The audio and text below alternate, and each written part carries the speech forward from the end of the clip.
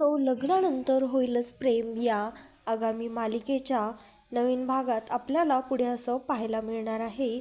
इकडे सगळ्यांची लग्नाची तयारी लगबग सुरू असते आणि इकडे नंदिनी आणि काव्या या दोघीजणी बहिणी अतिशय सुंदररित्या तयार झालेल्या असतात. त्यांना पाहून मिथुन काका तर शॉकच होतात. त्यांना पाहतच राहतात कारण त्या फार सुंदर दिसत असतात. त्यावर मिथुन काका त्या दोघींना पाहून म्हणतात, थांबा, तुमचे नवरे तयार झाले आहेत की नाही हे देखील मी लगेचच पाहून येतो. त्यानंतर तो इकडे त्या दोघांकडे जातो. पार्थ आणि जीवाकडे त्यांना पाहून तो म्हणत असतो, अरे मिथुन काका, तू कधी आलास, असं जीवा त्यांना म्हणतो आणि म्हणत असतो, खरं तर बरं झालं तू लवकर आला आहेस. खरं तर मी तुला फार मिस करत होतो. तू तर माझ्या जिगर का तुकडा आहेस. तू मला कधीही सोल्युशन देत असतोस. तुझ्याशिवाय तर मला काहीतरी अपूर्ण असं वाटत होतं. पण बरं झालं तू आता आला आहेस ना, असं तो म्हणत असतो. त्यानंतर मिथुन काका मात्र त्या दोघांना चिडवत असतात आणि त्यानंतर ते म्हणत असतात, बरं काका, तू आता काव्य आणि रम्याकडे जाऊन आलास का? त्या दोघी कशा दिसत आहेत असं तो त्यांना विचारत असतो. त्यावर मिथुन काका म्हणत असतात, तुम्ही हे मला विचारण्यापेक्षा तुम्ही आता त्यांना प्रत्यक्षातच भेटणार आहात, बघणार आहात, जरा धीर धरा, असं काका त्यांना म्हणत असतात.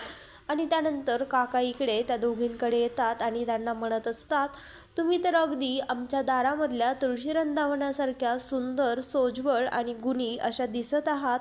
त्यानंतर तिच्या डोळ्यामध्ये मात्र पाणी असतं. हे पाहून काका तिला विचारतात, अगं काय गं मुली, तुला काय झालं आहे?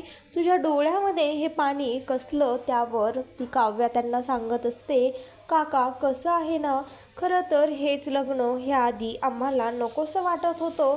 किती गोंधळ झाला होता आणि खरं तर आम्ही आमच्या जोडीदारांना ॲक्सेप्टही करत नव्हतो. आणि आता हेच पुन्हा लग्न, तेच जोडीदार, हे सर्व पाहून आम्हाला मागच्या जुन्या आठवणी आठवल्या आणि डोळ्यामध्ये म्हणूनच नंदिनीताईच्या पाणी आलं आहे, असं ती सांगत असते. तर काका त्याला म्हणत असतात, खरं तर आता तुमचे डोळ्यामध्ये पाणी आणायचे दिवस गेले.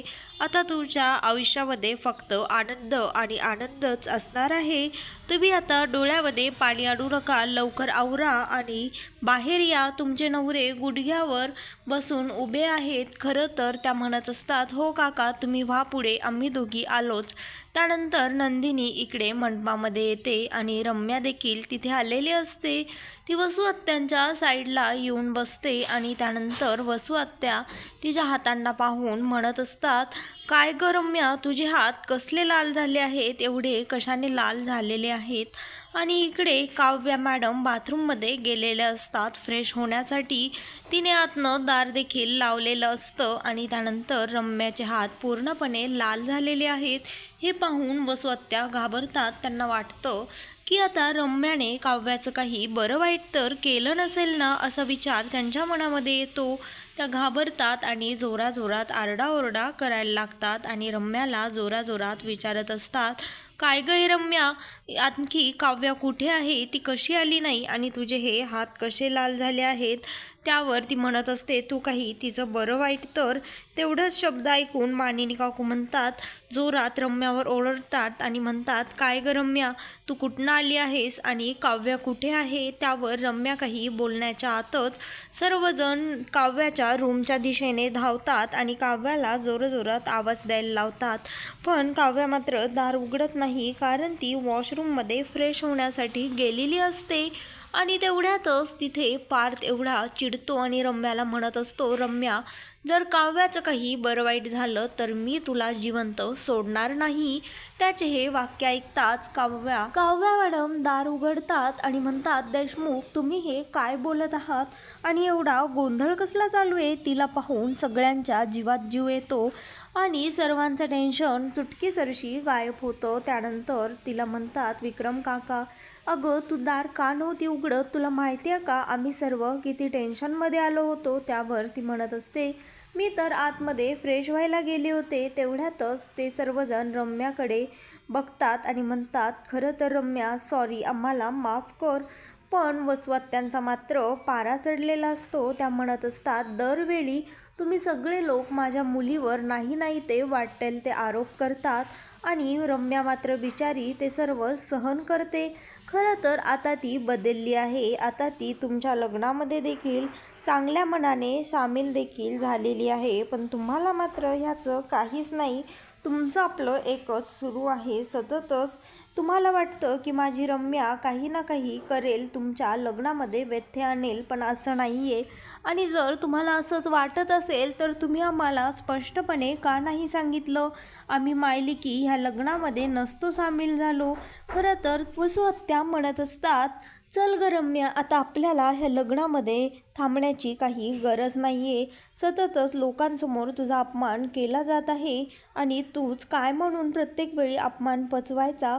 खरं तर ह्या लोकांना आपण दोघी नकोच आहेत असं त्या वसुहत्या म्हणत असतात. नाही ते आरोप विक्रमवर आणि मानिनीवर त्या दोघी करत असतात. पण रम्या रडत असते आणि त्यानंतर ती म्हणते, नाही आई, थांब जरा. त्यावर मानिनी म्हणते, अगं रम्या, पण तुझे हात असे लाल कसे झाले? त्यावर काव्या म्हणते, थांबा, मी सांगते काकू. खरं तर तिचे हात माझ्यामुळेच लाल झालेले आहेत. ज्यावेळेस मी गौरीपूजन करत होते त्यावेळेस मात्र ही तिथे आली आणि मला वॉशरूमला जायचं होतं. माझ्याकडनं ताटातलं कुंकू सांडलं आणि मी तिला सांगितलं, रिक्वेस्ट केली की रम्या, तू हे एवढं भरशील का? त्यावर नंदिनी म्हणते, अगं काव्या, जरी तू हे असं सांगितलंस तरी देखील रम्या, तू हाताने कुंकू का भरलंस? त्यावर रम्या म्हणत असते, अगं नंदिनी, आता तूच सांग, कुंकू हे सौभाग्याचं असतं आणि मला असं कापडाने पुसणं योग्य वाटलं नाही, म्हणून मी हाताने पुसलं आणि त्याच्यावरनंच एवढा सर्व सीन क्रिएट झाला. खरं तर मला ह्याचं वाईट वाटत नाही आहे. खरं तर हे स्वाभाविकच आहे तुमचा असा माझ्यावर संशय येणं. पण मला ह्या गोष्टीचं मात्र अत्यंत वाईट वाटत आहे की मी आणखीनही पार्थचा विश्वास जिंकू शकले नाही आहे असं ती म्हणत असते आणि त्यानंतर रडत देखील असते. विक्रम काका तिथे येतात समोर आणि रम्याचा हात हातामध्ये घेतात, तिच्या चेहऱ्यावरनं हात फिरवतात आणि तिला म्हणत असतात, खरं तर रम्या, सॉरी बाळा, मी सर्वांच्या वतीने तुझी माफी मागतो. जा, तू फ्रेश होऊन ये असं काका तिला म्हणतात आणि त्यानंतर काव्याला आणि नंदिनीला देखील म्हणत असतात, तुम्ही दोघी देखील लवकरच रेडी होऊन या. आणि त्यानंतर रम्या स्वतःचा बिचारा सिंपती गेन केलेला असा चेहरा घेऊन तिथनं जाते आणि थोडंसं समोर गेल्यानंतर हसत असते हातांना पाहून आणि म्हणते, आता बघा, तुमचा एकदा विश्वास मी जिंकला ना, त्यानंतर मी काय करते तुम्ही जे बघाल त्याच्यावर तुमचा विश्वासच बसणार नाही असं ती स्वतःच्या मनामध्ये म्हणत असते. आणि त्यानंतर इकडे सर्वजण मंडपामध्ये जातात आणि इकडे वसुहत्याला समजवत असतात विक्रम काका आणि धनंजय देखील त्यांना समजावत असतो. त्यानंतर ते म्हणतात, अगं ताई, खरं तर माफ कर, तू असं लग्न सोडून जाऊ नकोस. आता पुन्हा कोणीही तुझ्यावर आणि रम्यावर संशय घेणार नाही. कोणी देखील तुमच्यावर संशयाच्या नजरेने पाहणारही नाही याची मी खात्री देतो. तर ते काका वसुहत्यांना घेऊन मंडपामध्ये जातात आणि इकडे दोन्ही नवरदेव नवरीची प्रतीक्षा करत असतात आणि तेवढ्यातच इकडनं नंदिनी आणि काव्याची एंट्री होते.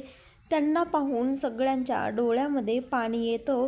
जीवाला तर जुन्या आठवणी आठवायला लागत असतात. नंदिनीला पाहून त्याला वाटत असतं की आधी ज्या वेळेस आमचं लग्न झालं होतं त्यावेळेस मात्र नंदिनीने हे लग्न टिकवण्यासाठी किती प्रयत्न केले, पण मी मात्र सततच तिला झिडकारत राहिलो. खरं तर हे आठवून तो रडत असतो, त्याच्या डोळ्यामध्ये पाणी येतं आणि मानिनी त्याचे डोळे पुसते आणि इकडे पार्थ देखील काव्याला पाहून फार भावूक झालेला असतो. त्याला देखील जुन्या आठवणी, त्या दोघांमधले आनंदाचे क्षण आणि भांडण हे सर्व आठवत असतं. त्यानंतर मानिनी जीवाचे डोळे पुसते. काव्या देखील त्याला बघत असते आणि त्यानंतर तिनीच्या आश्रममधले छोटे लहान मुलं देखील तिथे आलेले असतात आणि हे तेच लहान मुलं असतात ज्यांनी संगीतामध्ये स्कॉलरशिप मिळवलेली असते आणि आता तेच त्यांच्या लग्नामध्ये मंगलाष्टिका देखील म्हणणार असतात. मिथुन काका त्यानंतर त्या दोघींना म्हणत असतात, आज तुमचा मामा म्हणून मी तुमच्या पाठीशी उभं राहणार आहे असं ते दोघांनाही सांगत असतात. हे ऐकून सर्वजण म्हणतात, खरंच थँक्यू. आणि मानिनी काकू म्हणतात, मिथुन भाऊजी, खरंच थँक्यू, बरं झालं तुम्ही अगदी वेळेत आलात. त्यानंतर इकडे पार्थ म्हणत असतो, अरे वा काका, चांगलंच आहे की तुझं. आणखीन तर लग्न देखील झालं नाहीये आणि तू आत्तापासूनच तिकडची पार्टीमध्ये गेलास. तू तर फारच लवकर पार्टी बदललेस की रे, असं तो म्हणत असतो. त्यानंतर धनंजय आणि सर्वजण हसायला लागतात आणि इकडे मंगलाष्टिका सुरू होते. त्यानंतर हे दोघीजणीही तिथे येतात. त्यानंतर अंतरपाठ धरला जातो आणि युग मात्र अंतरपाठ वरती धरत असतो, कारण त्यांना दोन्ही नवऱ्या दिसू नये. त्यानंतर जीवा मात्र युगकडे मोठे डोळे करून पाहत असतो आणि युग मात्र त्याला नंदिनी दिसू नये यामुळे आणखीनच वरती अंतरपाठ धरत असतो. आणि त्यानंतर ही रसम होते आणि पुढे कन्यादानाची वेळ चालू होते. त्यानंतर सप्तपदी देखील असते आणि सप्तपदी सुरू असताना मात्र जीवा काही खास वचन नंदिनीला देत असतो. इकडे एकंदरीत देशमुखांच्या घरामध्ये मात्र फार आनंदाचं वातावरण असतं आणि त्यानंतर रम्या आणि वसुआत्या मात्र दोघीजणीही गायब झालेल्या असतात. त्या लग्न मंडपामध्ये कुठेही नसतात. तर मित्रांनो, आता रम्या नेमकी काय चाल चालणार आहे? ज्या वेळेस त्यांचा गृहप्रवेश असतो आणि पाठवणी असते, त्यावेळेस मात्र रम्याची मोठी खेळी रम्या दाखवणार असते. तिने तसा प्लॅन तयार केलेला असतो आणि वसुआत्यांचा मात्र ह्या प्लॅनला विरोध असतो. ती म्हणत असते, रम्या, ह्यावेळेस जर आपण पकडला गेलो तर आपली कोणीही दया करणार नाही, आपल्यालाही डायरेक्ट पोलीस स्टेशनलाच देतील. तू असं करू नकोस, असं वसुआत्या रम्याला समजावत असतात. पण रम्या मात्र ऐकायला तयार नसते आणि केवळ लेकीच्या प्रेमापोटी वसुआत्या त्या प्लॅनमध्ये सामील होतात. तर मित्रांनो, आता रम्याचा हा कोणता प्लॅन आहे हे पाहण्यासाठी बघत राहा. लग्नानंतर होईलच प्रेम या मालिकेचे सर्व नवीन एपिसोड पाहण्यासाठी चॅनलला आत्ताच सबस्क्राईब करा आणि व्हिडिओ आवडलेला असल्यास व्हिडिओला कमेंट देखील करा.